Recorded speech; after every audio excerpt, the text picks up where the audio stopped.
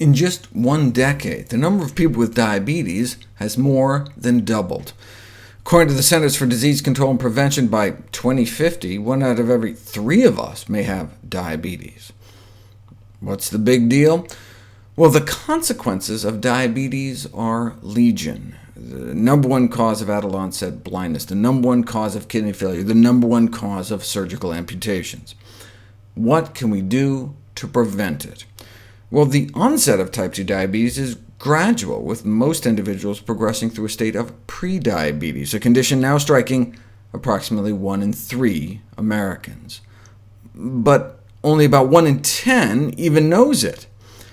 Since current methods of treating diabetes remain inadequate, prevention is preferable, but what works better, lifestyle changes or drugs?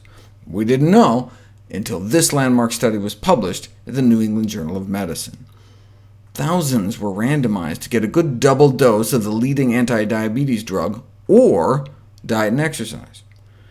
The drug, metformin, is probably the safest diabetes drug there is.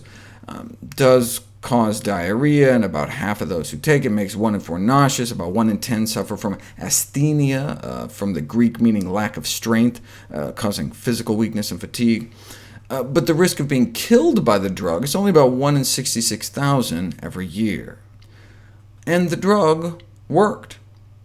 Compared to placebo, in terms of the percentage of people developing diabetes within the 4-year study period, fewer people in the drug group developed diabetes.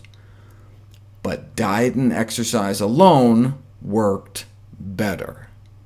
The lifestyle intervention reduced diabetes incidence by 58%, compared to only 31% with the drug. The lifestyle intervention was significantly more effective than the drug and had fewer side effects. More than 3/4 of those on the drug reported gastrointestinal symptoms, though there was more muscle soreness reported in the lifestyle group on account they were actually exercising.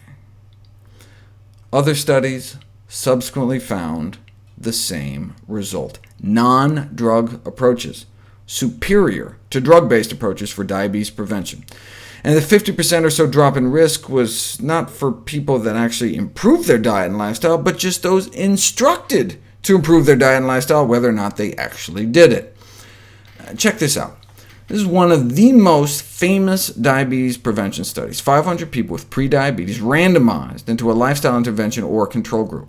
And during the trial, the risk of diabetes was reduced by that same 50 to 60%.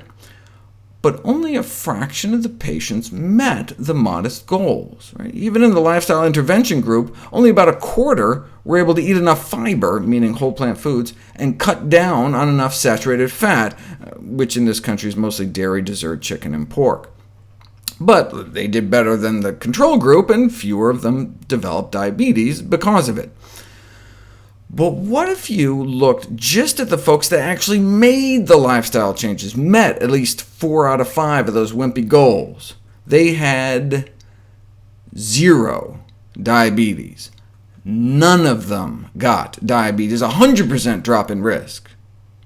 Bottom line, type 2 diabetes can be prevented by changes in lifestyle, even in high-risk prediabetic subjects.